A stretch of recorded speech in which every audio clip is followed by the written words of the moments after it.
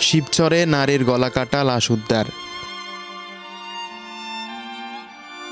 ছরকাছিকাটায় রেনু বেগম হত্যায় ছুরি ডাকাতির যোগসূত্র খুঁজেছে পুলিশ। মাদারীপুরের শিবচরে রেনু বেগম নামের এক নারীর গলা কাটা লাশ উদ্ধার করেছে পুলিশ।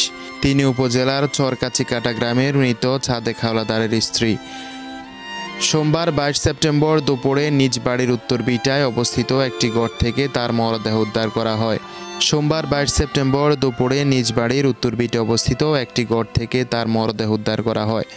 বাড়িটি সাবেক উপজেলা চেয়ারম্যান মরহুম আব্দুল মান্নান খানের বাড়ির সামনে অবস্থিত। স্থানীয়রা জানান, দীর্ঘ সময় ধরে ঘরটির দরজা তালা বন্ধ ছিল। এতে সন্দেহ হলে তারা ভেতরে প্রবেশ করেন এবং রক্তাক্ত অবস্থায় রেনু বেগমের লাশ দেখতে পান। পরবর্তী বিষয়টি পুলিশকে জানানো হলে শিবচর থানা পুলিশ ঘটনাস্থলে গিয়ে তালা ভেঙে মরদেহ উদ্ধার করে। পুলিশের ধারণা, একা থাকার সুযোগে দুর্বৃত্তরা ছুরি বা ডাকাতির উদ্দেশ্যে ঘরে প্রবেশ করে তাকে হত্যা করেছে।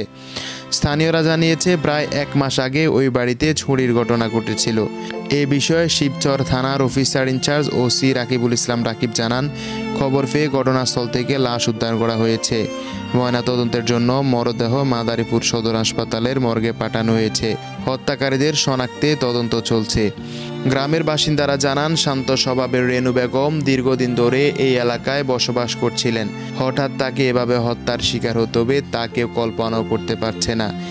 এ ঘটনায় পুরো এলাকায় নেমে এসেছে শোক ও আতঙ্ক। Desk report, Bartadesh news, Dhaka.